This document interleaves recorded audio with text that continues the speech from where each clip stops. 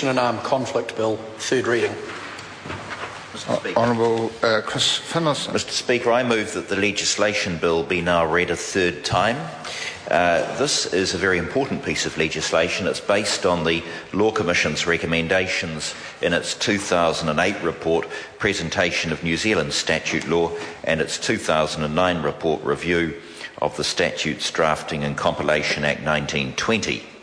The Law Commission noted in its foreword to the 2008 report that the New Zealand Statute Book is perhaps the most important part of our legal infrastructure.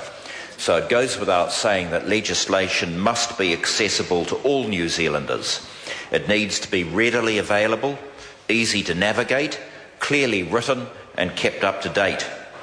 The bill aims to improve the presentation and accessibility of our statute law so that people will find more easily the law that applies to them.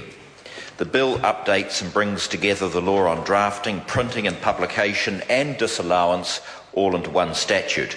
Currently, to find the relevant rules, folk need to work their way through several statutes, for example the Statutes Drafting and Compilation Act 1920, the Regulations Publication Act 1989 and the Regulations Disallowance Act of 1989. The bill carries forward the existing regulations disallowance regime to allow Parliament to continue to oversee the use by the executive of delegated law-making powers. Very importantly, it defines more clearly the nature of the subordinate legislation that will be the subject of the disallowance regime. I can see you riveted, sir. This has not always been clear because some delegated legislation has been excluded from the disallowance regime on the basis of its form rather than its effect. The bill defines a disallowable instrument to include an instrument that has significant legislative effect, that is, it affects the rights and obligations of the public. This has the effect of broadening the scope of the Regulation Review Committee's jurisdiction and strengthens parliamentary scrutiny of regulations and regulation-making powers.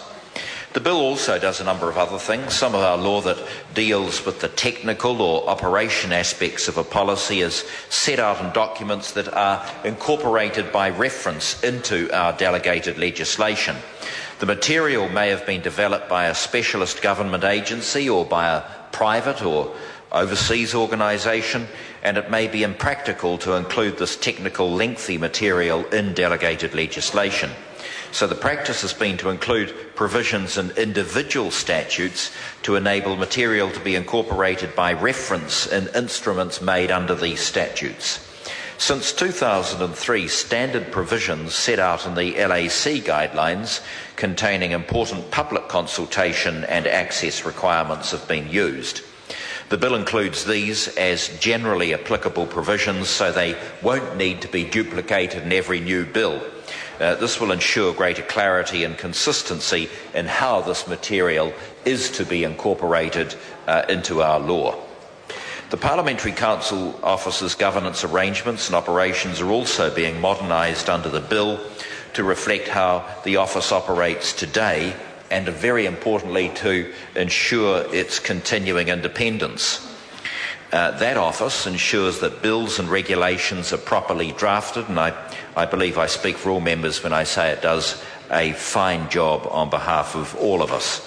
Its printing and publication functions enable legislation to be publicly available, easily located and expressed in clear language. Some important new functions are being added by the bill, and these include providing official electronic as well as paper versions of acts and legislative instruments, carrying out a 3-yearly statute revision program to improve the presentation of our statutes, advising departments and agencies on the drafting of instruments that are not drafted by the Parliamentary Council Office, such as rules, codes and standards. Mr Speaker, in 2009 the Law Commission identified that there are over 1,100 statutes in force. Some of these statutes are old and are expressed in language that can only be described as archaic. Many have been amended over the years in a piecemeal way, and this has resulted in sometimes unwieldy and incoherent legislation. The statute revision program reforms in the bill will enable amendments to be incorporated with principal acts, outdated language to be converted into the Parliamentary Council Office plain language drafting style, and obsolete and expired provisions to be removed. Reenacting legislation in a more accessible form will help individuals and businesses more easily to understand the rules that apply, and this will reduce regulatory cost. These changes and the enhanced reprinting powers in the bill will also assist in reducing the need for and the cost of technical remedial legislation. So can I conclude, Mr. Speaker, by thanking the Law Commission for its work and the Regulations Review Committee for recommending some valuable amendments which I think have the effect of further clarifying and improving this bill. I commend the bill to the House. The question is that the motion be agreed to. Charles Chauvel.